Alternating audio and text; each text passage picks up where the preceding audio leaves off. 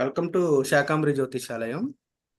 So మనం ప్రతి వారం ఒక టాపిక్ గురించి డిస్కస్ చేసుకుంటూ ఉంటాం. ఈరోజు డిస్కస్ చేసుకునే టాపిక్ ఏంటంటే హిందూ ధర్మంలో ప్రతి పండుగ కూడా ప్రకృతికి మనని మమేకం చేస్తుంది. ఒక సంక్రాంతి తీసుకుంటే భోగి మంటలు అంటే ఇక్కడ నుంచి వేడి స్టార్ట్ అవుతుంది. ఉగాది అంటే కొత్త సంవత్సరం ప్రారంభమవుతుంది. సో నవరసాలకి పచ్చడి. మొన్న వినాయక చవితి తీసుకున్నాం. సో ఇప్పుడు వరదలు వస్తాయి. పాత పూడికని తీసి వినాయకుడిని ఆ నదీ ప్రవాహాన్ని పెంచటం ఇలా ప్రకృతి మమేకం చేస్తూ ఉంటాయి. సో అలాంటి పండుగల్లో విశిష్టమైన పండుగ ఏంటంటే దేవి నవరాత్రులు. వీటిని శరన్నవరాత్రి అని కూడా అంటారు. ఆశ్వయుజ పాడ్యమి నుంచి దశమి వరకు వచ్చే 9 తిథుల్లో దేవతారాధన చేస్తాం. ఈ దేవతారాధనకి మనం నిత్యం చూసే ఇతర గ్రహాలకి ఏమన్నా సంబంధం ఉందా, ఈ 9 నవగ్రహాలు ఎందుకు తీసుకున్నారు అనేది ఈ రోజు మనం చర్చించబోతున్నాం. ఈ చర్చను ముందుగా జ్ఞానేష్ సార్ స్టార్ట్ చేస్తారు. Over to you Gnaneshwar sir. ఓం గం గణాధిపతయే నమః. ఓం శ్రీ మాత్రే నమః. ఓం శ్రీ గురుభ్యో నమః.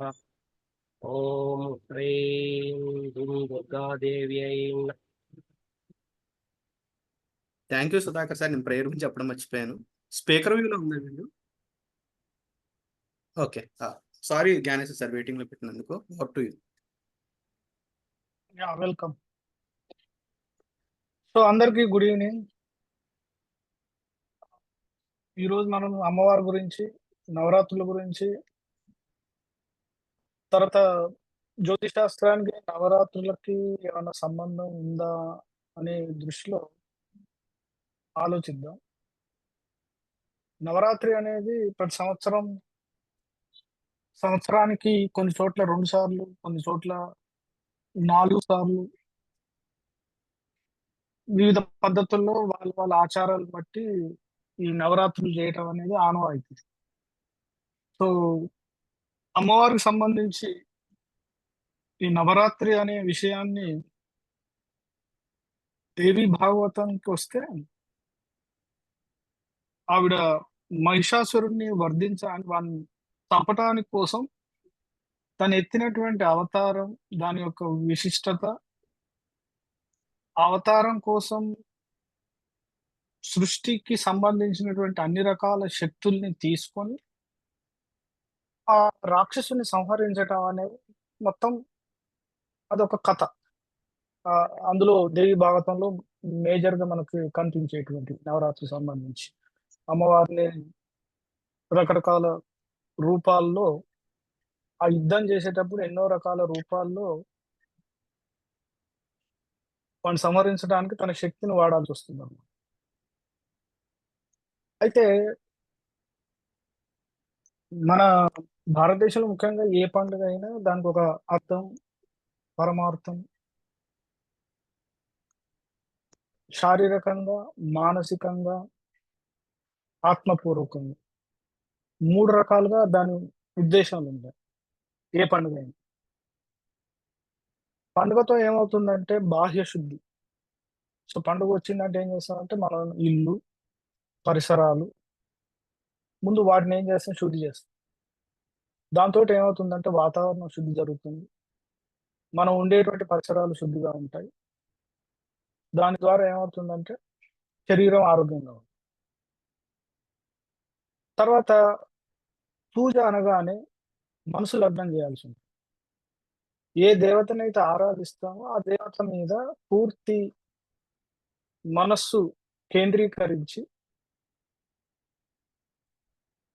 ఆ దేవత యొక్క విశిష్టత తెలుసుకొని ఆ దేవతని ఎలా ఆరాధించాలి, మనకు ఆరాధించడానికి రకరకాల పద్ధతులు, పూజా విధానాలు రకరకాల పురాణాల్లో కానీ రకరకాల శాస్త్రాల్లో మనకు అందుబాటులో ఉంది.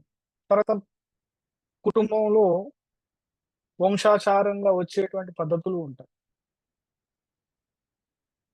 అదేమవుతుందంటే మనసు మీద దాని ప్రభావం అనేది ఎక్కువ. సో ఆ మనసుని ఏం చేస్తాం, దాని మీద కేంద్రీకరిస్తాం. ఆ పూజని ఎలా ఆచరించాలి, పూజ కోసం ఎలా చేయాలి అని చెప్పి మనసు అనేది ఆ దేవత మీద కేంద్రీకృతం అవుతుంది. మనసు లగ్నం అవుతుంది. ఎప్పుడైతే దేవత మీద ఒక సదుద్దేశంగా మనసుని లగ్నం చేస్తామో, ఆటోమేటిక్‌గా ఏంటంటే అక్కడ శుద్ధి జరుగుతుంది. మనసు శుద్ధి జరుగుతుంది. తర్వాత ఆ పూజా విధానం పూర్తిగా చేసిన తర్వాత, దానికి కావలసినటువంటి కొన్ని ఆచార వ్యవహారాలు ఆహ్, రకరకాల పద్ధతుల్లో ఉంటాయి. ఒక్కొక్క ప్రాంతంలో ఒక్కొక్క విధంగా జేస్తారు గాబట్టి, బట్ ఓవరాల్‌గా కొంతమంది ఈ నవరాత్రులు 9 రోజులు లేదా కొంతమంది 10 రోజులు జేస్తారు. ఆ 10 రోజులు ఉపవాసాలుండటం, దేవత మీద వివిధ రూపాలైనటువంటి ప్రతిరోజు ఆ దేవతకు సంబంధించినటువంటి రూపాన్ని లేదా మంత్రాన్ని ఆ దేవత మీద మెడిటేషన్ జేయటం గాని, తర్వాత రకరకాల శ్లోకాలు, స్తోత్రాలు ఆ దేవికి సంబంధించి పూజ, తర్వాత కొంతమంది మంత్ర జపం జేయటం, దేవతకు సంబంధించినటువంటి బీజ మంత్రం గాని, లేపోతే పంచాక్షరి షోడశాక్షరి రకరకాల మంత్రాలుంటాయి. వాటిని నిర్దేశించిన విధానం ప్రకారం కొంతమంది మంత్ర జపం జేస్తారు. తర్వాత కొంతమంది ఇది అమ్మవారికి సంబంధించినటువంటి బాలికలకి పూజ జేయటం, లేదా వాళ్ళకి బహుమతులివ్వటం, దానాలు జేయటం. అలాగే ఈ పూజలో భాగంగా అన్నదానాలు చేస్తుంటుంటారు కొంతమంది ప్రతిరోజు. తర్వాత ఆ పూజ చేసినన్ని రోజులు ఒక వ్రతంగా తీసుకొని మనసుని, శరీరాన్ని శుద్ధిగా ఉంచుకోవటానికి ప్రయత్నం చేస్తుంటాం. ఇదొక ఆంతరంగిక అటువంటి శుద్ధి జరగటం. తర్వాత ఈ వ్రతంలో ఉన్నంత కాలం మనిషి ఎలా ఉండాలంటే ప్రకృతి పట్ల, ఇతరుల పట్ల జాలి, దయతో ఉండాలి. ఎలాంటి దురుద్దేశాలు గాని, మనసు వికలంగా ఉండటం గాని, ఇతరులని నిందించటం గాని, ఇతరుల మీద ద్వేష భావంతో గాని ఎలాంటివి లేకుండా చూసుకుంటూ మనసుని వీలైనంత శుద్ధిగా ఉంచుకోవటానికి ప్రయత్నం చేస్తామన్నమాట. తర్వాత నీతి, నిజాయితీగా, ఆత్మపూర్తిగా ఇక్కడనేది ఆత్మపూర్తి, ఆత్మ నివేదన, ఆత్మ సమర్పణ భావంతోటి ఆ భక్తి, ఆ పూజలో మిళితమై అమ్మవారిని కొలవడం అనేది ఇంపార్టెంట్. అంటే ఇక్కడ ఈ పండుగ యొక్క ఉద్దేశ్యం ఏమవుతుందంటే మనకి 3 రకాలుగా శుద్ధి జరుగుతుంది. బాహ్య శుద్ధి, అంతఃశుద్ధి, ఆత్మశుద్ధి. దానికి రకరకాల పద్ధతులు, రకరకాల విధానాలు ఒక్కొక్క ప్రాంతంలో ఒక్కొక్క విధంగా చేస్తుంటుంటారు. సో, ఈ నవరాత్రులు ఇప్పుడు రేపు 3 తారీఖు నుంచి వచ్చేటువంటి శరన్నవరాత్రులు. అంటే శరత్ ఋతువు మొదలైనప్పుడు ఆశ్వయుజ మాసంలో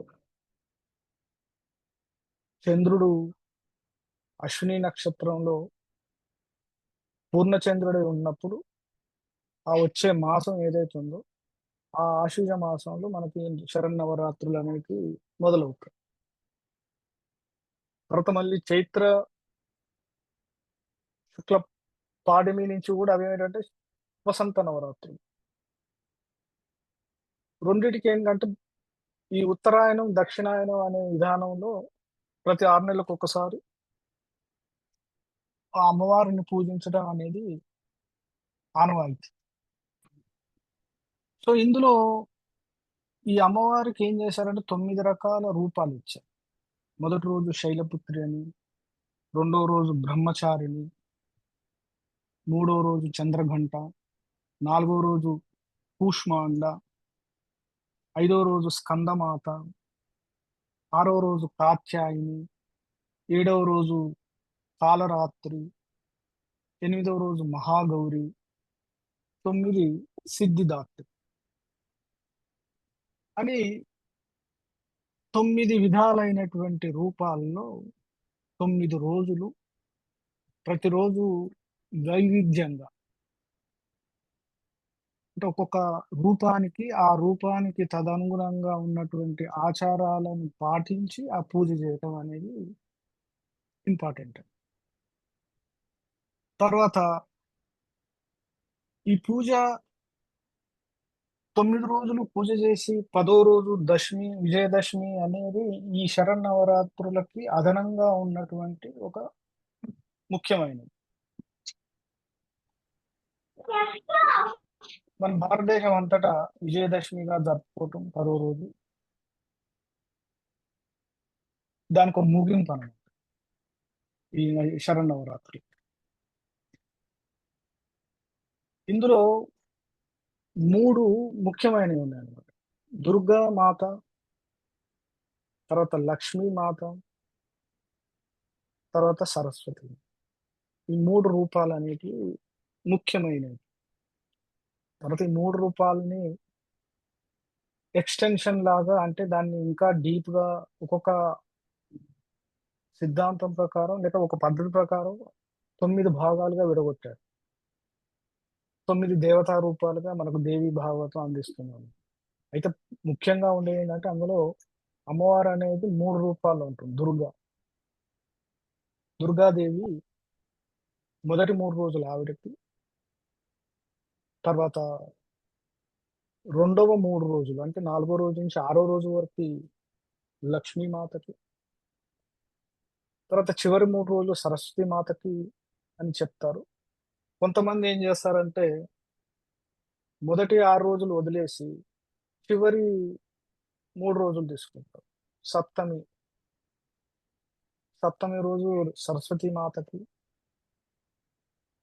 తర్వాత అష్టమి రోజు దుర్గకి, నవమి రోజు మహాలక్ష్మికి అని కొంతమంది కొన్ని పద్ధతుల్లో చేస్తుంటారు. కనీసం ఆ 3 రోజులన్నా పాటించాలని చెప్పి. సో, సరే ఈ ఆచారాలన్నీ ప్రాంతాన్ని బట్టి వాళ్ళ వంశాచారంగా వచ్చేటువంటి పద్ధతులు బట్టి చాలామంది చేస్తుంటుంటారు ఆ పూజా విధానం. సరే అది పక్కన పెడితే మనకి ఆస్ట్రాలజీ ప్రకారంగా మహర్షి పరాశర్ ఏం చేశారంటే 9 గ్రహాలకి ప్లస్ లగ్నం కలిపితే 10 అవుతాయి. సో 10కి ఏం చేశారంటే దశావతారాలు ఇచ్చారు. సరే ఆయన ఉద్దేశం ఆ వేద కాలంలో ఆ టైంలో ఈ గ్రహాలకి వాటికి సంబంధించినటువంటి విధానానికి అన్వయించటం కోసం అవతారాలని గ్రహాలకి స్వరూపంగా చెప్పుకున్నాం. మనకు బృహత్పరాశర హోరా శాస్త్రంలో మొదటి అధ్యాయంలో ఆయన క్లియర్‌గా ఒక్కొక్క అవతారానికి, ఒక్కొక్క గ్రహానికి ఉన్నటువంటి సంబంధాన్ని వివరిస్తారు. తర్వాత మిగతా ఋషులు అంటే కొన్ని కొందరు మహర్షులు అగస్త్య నాడి లాంటి కొన్ని పద్ధతుల ప్రకారం భృగునాడి, ఇంకా వేరే కొన్ని శాస్త్రాలున్నాయి. అవి ఏం చేశారంటే అందులో మనకి ఈ ఇన్ఫర్మేషన్ దొరుకుతుంది. ఈ అమ్మవారి యొక్క నవరూపాలని నవగ్రహాలకి అన్వయించటం. సో, అందుకే ఈ 9 రోజులు 9 గ్రహాలకి అనుగుణంగా ఆ పూజ అనేది ఈ నవగ్రహాలు అంటే ఈ పూజ చేస్తే ఈ గ్రహం యొక్క దోషం తగ్గుతుంది అనేటువంటి ఒక నమ్మకం. తర్వాత తాంత్రిక జ్యోతిష్యంకొచ్చేసరికి ఈ 9 రూపాలు, 9 గ్రహాలు, లగ్నాన్ని కలుపుకుంటే 10 అవుతాయి కాబట్టి వాటిని ఏం చేశారంటే దశమహావిద్యలు అని చెప్పి తాంత్రిక జ్యోతిష్యంలో ఉంది. ఈ దశమహావిద్యల్లో మళ్ళీ అక్కడ పేర్లు రూపాంతరం చెందుతాయి. బట్ ఉద్దేశ్యం మాత్రం అమ్మవారి యొక్క ఇవే రూపాలు. పేర్లు రకరకాలు. ఒక్కొక్క దేవతకి ఉపాసనా విధానం, స్తోత్రం, కవచం, సహస్రనామాలు, బీజ మంత్రాలు. ఉదాహరణకు గురుగ్రహం దోషపూరితం అయినప్పుడు ఆ గురుగ్రహం యొక్క దోషాన్ని నివారించాలంటే తాంత్రిక జ్యోతిషంలో అమ్మవారైనటువంటి తారాదేవిని ఉపాసించాలి. సో, అలా మిగతా ఆ 9 గ్రహాలకు సంబంధించినటువంటి దశమహావిద్యలు ఉన్నాయి. సరే అవి దశమహావిద్యలు సరైన గురువు దగ్గరికెళ్ళి, గురువు దగ్గర శిష్యరికం చేసి గాని ఆ విద్యల్ని సాధన చేయలేము. సో, ఇలా జ్యోతిష్యాన్ని ఒక విధానంలో దశావతారాలకి వైష్ణవ పరంగా అన్నట్టు, లేదా శాక్తీయ పరంగా దీన్నేం చేశారంటే, అమ్మవారి ఈ 9 రూపాలకి అనుగుణంగా ఈ గ్రహాలను అన్వయించారు. ఒక్కొక్క గ్రహ దోషం పోగొట్టుకోవటానికి ఆయా దేవతని ఉపాసించటము, ఆరాధించటము చేయాల్సి ఉంటుందని చెప్పి పరిహారాల్లో చెప్తారు. సో, మనకున్నటువంటి పండగ విశేష దినాలు అంటాం. పుణ్య దినాలు అంటాం. ప్రస్తుతం నడుస్తున్నటువంటి మహాలయ పక్షం ఈ 15 రోజులు పితృదేవతలకు శ్రాద్ధాలు, తర్పణలు, పిండాలు ఇవన్నీ వారి పేరు మీద చేయాల్సినటువంటి దాన ధర్మాలన్నీ చేసుకునేటువంటి ఈ పుణ్య దినాలు. అంటే మనిషికి పితృదేవతలు ఉన్నటువంటి దోషాలు ఏమైనా ఉంటే పోగొట్టుకోవటానికి ఇది మంచి టైం. ఇవి మంచి రోజులు. ఇది అయిన తర్వాత ఇక వచ్చేటువంటి నవరాత్రులు మనిషి యొక్క ఆధ్యాత్మిక ఉన్నతికి, శరీరాన్ని, మనసుని శుద్ధి చేసుకోవటానికి, ఏంటిగా అయితే అక్కడ ఒక లైట్ వేశారు. ఒక యోగ మార్గంలో వెళ్ళటానికి, మనకి మన కర్మ ఏదైతే ఉందో దుష్కర్మలు గాని, పాపం కర్మలు గాని, పూర్వజన్మ ఎన్నో జన్మల నుండి వచ్చినటువంటి తెలిసి తెలియక చేసినటువంటి రకరకాల కర్మల్ని క్షయం చేసుకోవటానికి గాని, తర్వాత ఈ జన్మలో ఆ చేసినటువంటి పూర్వజన్మలో చేసినటువంటి పాపాలు ఈ జన్మలో ఎలా అనుభవిస్తున్నాం, వాటి యొక్క స్థితి జ్యోతిష్యం ద్వారా ఆ గ్రహాల వలన మనకి ఆ కర్మనేదో మనం తెలుసుకోవచ్చు. దాన్ని పోగొట్టుకోవటానికి ఈ దినాలనేటివి, అంటే ఈ 9 రోజులనేటివి చాలా విశేషమైనటువంటి దినాలు. సో, ఆ రోజుల్లో చేసేటువంటి వ్రతం, ఉపవాసం, దానం, జపం, అంటే ఈ పరిహారాల్లో చెప్పబడినటువంటి రకరకాల ఉపాసనలున్నాయండి. సో, ఎవరికి ఏది వీలైతే వాళ్ళు ఆ పద్ధతిని ఎన్నుకొని దాన్ని చేసుకుంటే ఏమవుతుందంటే, దోషాలు నివారణమే కాకుండా మనకి ఒక సత్యమైన మార్గం, ధర్మమైనటువంటి మార్గం వెళ్ళటానికి అవకాశం, లేదా మనం మనసులో మంచిని ఆలోచించటానికి, మంచిగా ఉండటానికి కావాల్సినటువంటి ఆలోచన రావటానికి గూడా అవకాశం ఉంటుంది. జాతకంలో ఉన్నటువంటి ఆ దుష్ట గ్రహాలు లేకపోతే పాపగ్రహాల యొక్క ప్రభావం నుంచి బయటపడటానికి ఉపయోగించేటువంటి ఈ రోజులన్నీ. సో, అందుకే ఈ నవరాత్రులనేటివి వాళ్ళ అభ్యున్నతికి, అంటే ఆధ్యాత్మిక అభ్యున్నతి కోసం, లేదా అమ్మవారి యొక్క అనుగ్రహం కోసం అనుకోండి, లేదా మీరు చేసేటువంటి జపం గాని, దేవతా ఉపాసన గాని, ఈ రోజుల్లో ఏమైద్దంటే ఎక్కువ ఫలం ఇస్తాయని చెప్పి మనకు ఈ భవిష్య పురాణం ఇలాంటి మిగతా పురాణాలు, చాలా పురాణాలు చెప్తుంటాయన్నమాట. ఈ పుణ్య దినాల్లో వీలైనంతగా ఈ సాధనని కఠినంగా చేసుకుంటే మంచిదని చెప్తారు. Okay sir. ఇది నాకు తెలిసినంత వరకు ఈ నవరాత్రుల గురించి విశేషం. Thank you Gnan sir. Sudhakar sir, Devi Navaratri గురించి మీ మాటలు.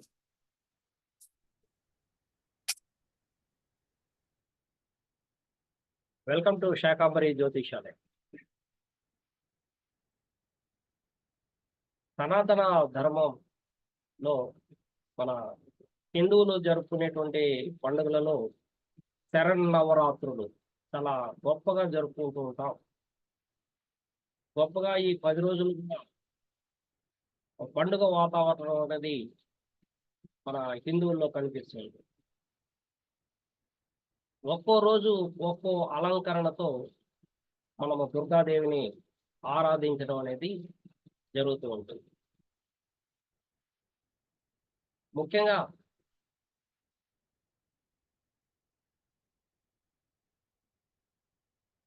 ఆమె యొక్క 9 రూపాలను ఇక్కడ వర్ణించడం జరిగింది.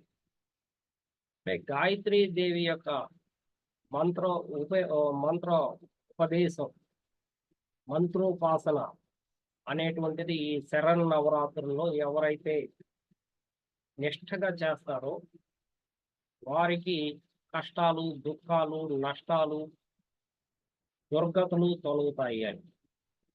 అంటే దుర్గా అంటే దుర్గతులను తొలగించేటువంటి దేవత. త్రిమూర్తులే మహిషాసురుని చూసి, రాక్షసుని చూసి పారిపోయేటటువంటి సందర్భంలో ఆమె ఈ మహిషాసురుని వధించినటువంటి గాథ ఇది. ఇంతకుముందు జ్ఞానేశ్వర గురూజీ అనే విషయాలు కూడా మీకు తెలియజేశారు. అంటే బ్రహ్మ, విష్ణు, మహేశ్వరులకి సాధ్యం కానటువంటిది ఒక శక్తి మాతకు సాధ్యమైంది. శ్రీ చక్రానికి, విష్ణుమూర్తికి ఉన్నటువంటి శ్రీ చక్రానికి అధిష్టాన దేవత ఈ దుర్గాదేవి. ఈ 9 రోజులు కూడా ప్రతి 3 రోజులు పార్వతీదేవిగా పూజిస్తాము. తర్వాతి 3 రోజులు మహాలక్ష్మిగా పూజిస్తాము. తర్వాత 3 రోజులు సరస్వతీదేవిగా పూజిస్తాము.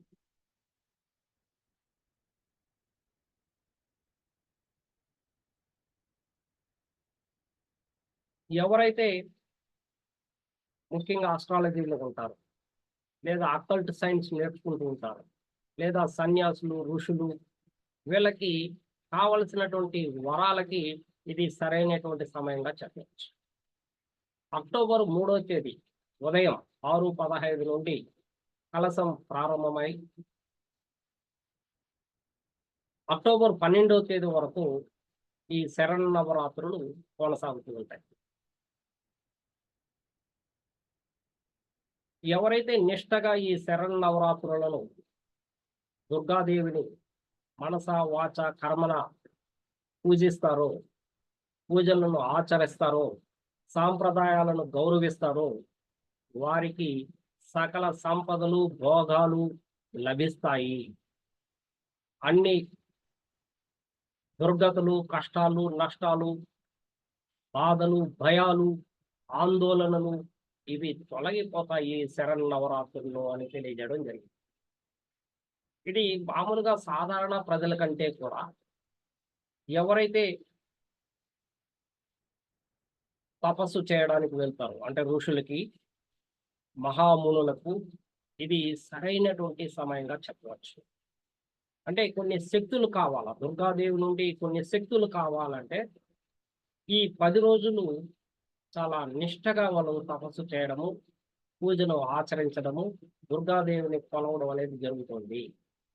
కాబట్టి ఇది వాళ్ళకే కాదు, సాధారణ ప్రజల్లో కూడా ఆందోళన, భయాలు ఉంటాయి. కాబట్టి వాటిని తొలగించుకోవడానికి దుర్గాదేవిని ఆరాధించాలి. ఈ సమయంలో మనము గోచార రీత్యా తీసుకుంటే సూర్యుడు కన్య నుండి ఇలా తులకి వెళ్తూ ఉన్నటువంటి సమయం. అంటే అవరోహణలో సూర్యుని యొక్క బలం తగ్గుతుంది. ఎప్పుడైతే సూర్యుని యొక్క బలం తగ్గుతూ ఉందో అప్పుడు మనిషిలో, అంటే ప్రాణదాత, ఆరోగ్య ప్రదాత అయినటువంటి సూర్యుడు నీచ స్థాయిలోకి వెళ్ళినప్పుడు ప్రజల్లో ఆందోళన, భయము, ప్రభుత్వంలో ఆందోళన, భయము, అధికారుల్లో ఆందోళన, భయము ఉండేటువంటి అవకాశాలు ఉంటాయి. ఈ చీకటి రాత్రులు అంటారు. కాబట్టి ఈ చీకటి నుండి వెలుగునిచ్చేదే ఆ దుర్గాదేవి. అందువలన సూర్యుడు నీచ స్థాయిలోకి లేదా బలహీన పడ్డప్పుడు మనము శక్తి మాతను కొలుస్తాము. చాలా శక్తివంతురాలు. బ్రహ్మ, మహావిష్ణువు, మహేశ్వరులు ముగ్గురు ఆశీర్వదించినటువంటి సమయము దుర్గాదేవిని. వాళ్ళ యొక్క శక్తుల్ని, ముగ్గురు యొక్క శక్తుల్ని ఆమెకు ఇచ్చినటువంటి సమయం ఇది. అందువల్ల ఆమె శక్తివంతురాలు. ఆమె చీకటిని తొలగించగలుగుతుంది, కాంతిని నింపగలుగుతుంది, వెలుగుని నింపగలుగుతుంది అని తెలియజేసేటువంటి ఒక మాసంగా చెప్పవచ్చు దీన్ని. కాబట్టి ఈ సమయంలో మనం ఈ 9 రోజులు కూడా చాలా శ్రద్ధగా ఓం హ్రీం దుం దుర్గాదేవి నమః, ఓం హ్రీం దుం దుర్గాదేవి అయి నమః. ఓం అంటే సూర్యుడు, ఆత్మకారకుడు. హ్రీం అంటే చంద్రుడు, మనఃకారకుడు. దుం అంటే బుధుడు, బుద్ధికి కారకుడు. అంటే తెలివితేటలు వస్తాయి, మనసు వికసిస్తుంది, ఆత్మ పరిశీలన జరుగుతుంది. దుర్ అంటే కుజుడు, శక్తినిస్తుంది.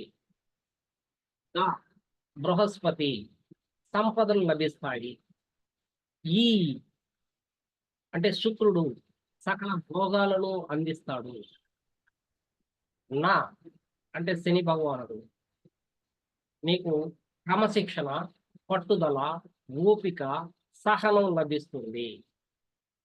మహా అంటే రాహు కేతువులు ఇచ్చేటువంటి భ్రమాన్ని తొలగించేటువంటి ఆమె దుర్గాదేవి. అందువల్ల ఎవరైతే ఈ మూల మంత్రాన్ని ఉచ్చరిస్తారో, గాయత్రి మంత్రాన్ని ఉపదేశిస్తారో, వారికి అన్ని బాధలు తొలగుతాయి అనేటువంటి సత్యం ఇక్కడ కనిపిస్తుంది. కాబట్టి ఓం హ్రీం దుం దుర్గాదేవి అయి నమః. ఇందులో ఉన్నటువంటి నవగ్రహాలన్నీ కూడా మనకు ఏమి ఇవ్వాలనో వాటినన్నిటిని కూడా ఇవ్వడమే కాకుండా, శుభాలు ఇవ్వడమే కాకుండా అశుభాలను తొలగిస్తుందనేసి శాస్త్రం తెలియజేస్తుంది.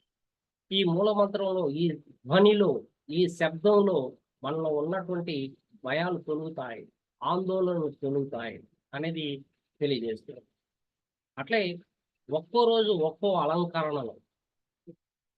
అంటే మొదటి రోజు శైలపుత్రిగా, హిమవంతుని కుమార్తెగా మనం పూజిస్తాం. సూర్యుని యొక్క బలం ఎవరికైతే ఉన్నదో వాళ్ళు శైలపుత్రిని ఆరాధిస్తే వారికి సూర్యుని యొక్క బలం పెరుగుతుంది. బ్రహ్మ, విష్ణు, మహేశ్వరులు వారి యొక్క శక్తుల్ని శైలపుత్రికి ఇవ్వడం జరుగుతుంది.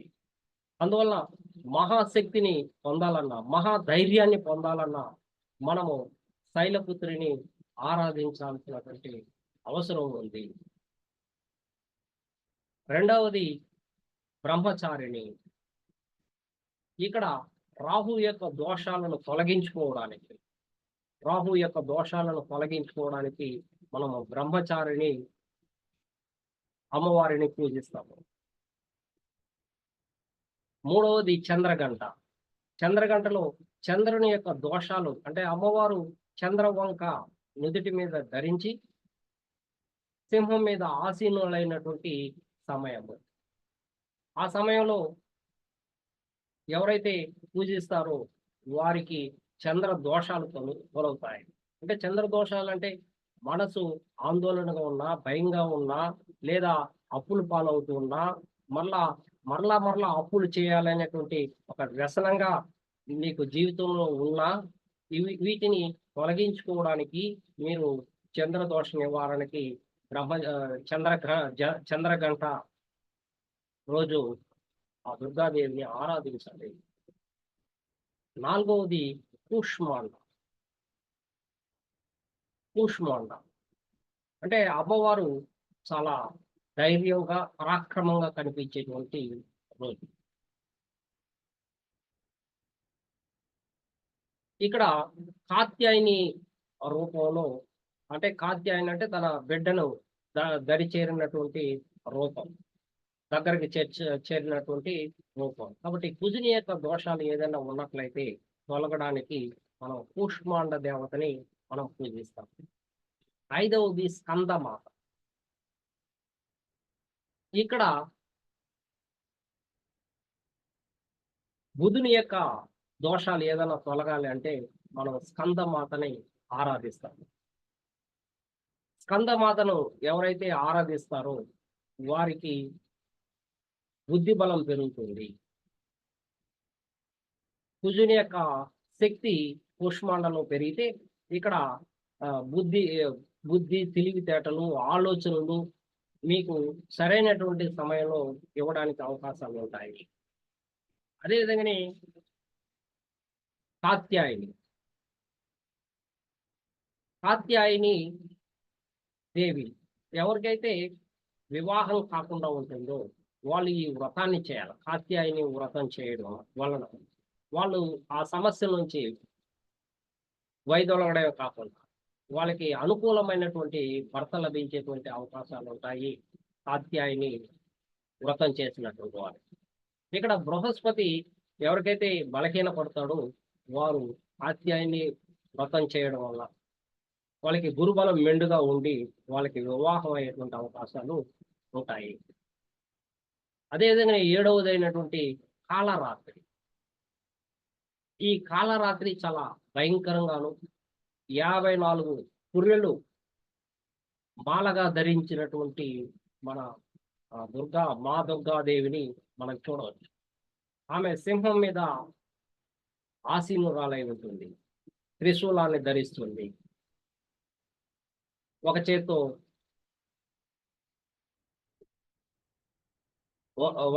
గద, ఇంకో చేత్తో లోటస్ తామర పువ్వుని చేత్తో పట్టుకున్నట్టు మనకు కనిపించేటువంటి ఒక చిహ్నం. ఈ కాలరాత్రి రోజు ఎవరైతే పూజిస్తారో వీరికి శని దోషాలు తొలుగుతాయి. శని ఇచ్చేటువంటి బద్ధకం అయితేమి, శని ఇచ్చేటువంటి వ్యసనాలు అయితేమి, శని ఇచ్చేటువంటి ఇండిసిప్లైన్ అయితే, శని ఇచ్చేటువంటి కష్టాలు నష్టాలు ఆర్థికంగా ఆరోగ్యపరంగా ఏలినాటి యొక్క శని ప్రభావం కానీ, అర్ధాష్టమ శని యొక్క ప్రభావం కానీ, అష్టమ శని యొక్క ప్రభావం కానీ ఎవరికైతే బాధిస్తూ ఉంటుందో వారు కాలరాత్రి దుర్గాదేవిని ఆరాధించినట్లయితే శని యొక్క దోషాలు తొలగేదానికి అవకాశాలు ఉంటాయి. అదేవిధంగానే మహాగౌరి 8వదిగా మహాగౌరిని మనం పూజిస్తాం. ఈ మహాగౌరిని ఎవరైతే పూజిస్తారో వారికి కేతు యొక్క దోషాలు తొలగుతాయి. కేతు యొక్క దోషాలు తొలగి కేతు ఇచ్చేటువంటి విరక్తి, వైరాగ్యము, సత్సంబంధాలు చెడగొట్టడము, ఆర్థిక ఇబ్బందులు లోనవ్వడము, వీటిని తొలగించుకునేటువంటి అవకాశం ఉంటుంది. ఎవరైతే సిద్ధిదాత్రి రూపమైనటువంటి దుర్గాదేవిని ఎవరైతే ఆరాధిస్తారో వాళ్ళకి శుక్రుడు యొక్క దోషాలు కలుగుతాయి అనేది తెలియజేస్తుంది. అంటే సకల సంపదలు లభించక అష్టదరిద్రాలని అనుభవిస్తూ ఇల్లు వాహనము కొనలేనటువంటి పరిస్థితుల్లో కూడా ఉంటే అటువంటి వారు ఈ సిద్ధిదాత్రిని ఆరాధించినట్లయితే వారికి శుక్రుని యొక్క దోషాలు తొలగడమే కాకుండా వాళ్ళు మంచి సత్సంబంధాలను మెరుగుపరుచుకునే విధంగాను ఇల్లు వాహనము సకల భోగాలు అనుభవించేటువంటి పరిస్థితిని నెలకొల్పుకునే అవకాశాలు ఉంటాయనేది శాస్త్రం తెలియజేస్తుంది. అందువల్ల ఈ 9 రోజులు కూడా ఎవరైతే నిష్ఠగా పూజలు చేస్తారో హిందూ ధర్మశాస్త్రం ప్రకారము కలశం పెట్టి పూజిస్తారో వారికి అందరికీ కూడా జ్ఞానము, సంపద, బుద్ధి, వివేచన, ఐశ్వర్యము, మహాభాగ్యము, ఆరోగ్యము ఇవన్నీ కూడా వాళ్ళ జీవితంలో లభిస్తుంది అనేది ఇక్కడ తెలియజేస్తుంది. నవగ్రహాలు ఏ గ్రహం మిమ్మల్ని బాధిస్తుందో ఆ రోజు నిష్ఠగా ఆ గౌరీని పూజించండి. మీకు సకల సంపదలు లభిస్తాయి, అష్టైశ్వర్యాలు లభిస్తాయి అనేది శాస్త్రం తెలియజేస్తారు. Thank you very much Peddiraju గారు. Thank you Sudhakar sir. Thank you Gnanesh sir. ఈ దేవీ నవరాత్రులు జరిగే టైంలో కొన్ని ప్రాంతాల్లో జరిగే ఈవెంట్స్ చూద్దాము. తెలంగాణలో దేవీ నవరాత్రుల టైంలో ఏం జరుగుతుందంటే బతుకమ్మ అనే ఒక ఫెస్టివల్ జరుగుతుంది. ఈ బతుకమ్మ ఫెస్టివల్ ఏం చేస్తారంటే అమ్మవారి ఆరాధన అయిన తర్వాత ఈ సీజన్ లో దొరికే కొన్ని పువ్వులు ఉంటాయి. ఇక్కడ వీళ్ళు తంగేడు పువ్వు, ఇలా కొన్ని పువ్వులన్నింటినీ కూడా గుంగు పువ్వు, తంగేడు పువ్వు. Thank you Raju sir. ఆ పువ్వులన్నిటినీ ఒక లింగాకారంలో చేసి దాని మీద దీపం పెట్టి ముత్తైదులందరూ ఆ దేవి నవరాత్రి జరిగే మండపం దగ్గర ఆడి ఆ 9 రోజులు చేసి తర్వాత దాన్ని తీసుకెళ్లి నిమజ్జనం చేస్తూ ఉంటారు. దాన్ని ఒక రకమైన దేవతారంగా చూస్తూ ఉంటారు. మన ఆంధ్ర సైడ్ చూసినట్టయితే దేవి నవరాత్రుల టైంలోనే 2 రోజులు అటు ఇటుగా తిరుపతి బ్రహ్మోత్సవాలు స్టార్ట్ అవుతాయి. ఎక్కువగా ఇక్కడ ఏంటంటే చండీ హోమాలు, ప్రసాదాలు, అలంకారం పొద్దున్న సాయంత్రం విశేష హోమాలు చేస్తూ ఉంటారు. అలాగే నార్త్ సైడ్ చూసినట్టయితే వీళ్ళు దేవీ నవరాత్రుల టైంలో ఏం చేస్తారంటే దాండియా ఆడతారు. యువకులు కలిపి దాండియా అని ఆడతారు. అంటే మనం ఒక రకమైన కోలాటం లాంటిది, వాళ్ళు కొంచెం different way of art form లో ఆడుతూ ఉంటారు. సో అక్కడ దీన్ని ఎలా చూస్తారంటే ఈ ప్లాట్ఫామ్ ఎలా అంటే కొత్తగా ఎవరన్నా యువతులు పెళ్లి చేయాలంటే ఒక రకమైన పెళ్లి చూపుల్లాగా చూస్తూ ఉంటారు అనమాట. సో వివిధ ప్రాంతాల్లో దేవి నవరాత్రుల పాటు జరిగే ఈవెంట్స్ ఇవి. సో ఇది శాకాంబరి జ్యోతిషాలయం తరఫున దేవి నవరాత్రులు ఎలా జరుపుకోవాలి, దీన్ని చేయటం వల్ల జ్యోతిష పరంగా వచ్చే అంటే ఏ గ్రహానికి శాంతిగా కానీ రెమెడీ కానీ దేవి నవరాత్రులు ఉపయోగించుకోవచ్చు అనేది ఈ వీడియో. సో ఇప్పుడు దాకా జరిగిన డిస్కషన్ మీద ఎవరికైనా డౌట్స్ ఉంటే 2 క్వశ్చన్స్ అడగండి. క్వశ్చన్స్ దేవి నవరాత్రుల మీద అడగండి. అన్మ్యూట్ చేసుకుని అడగండి.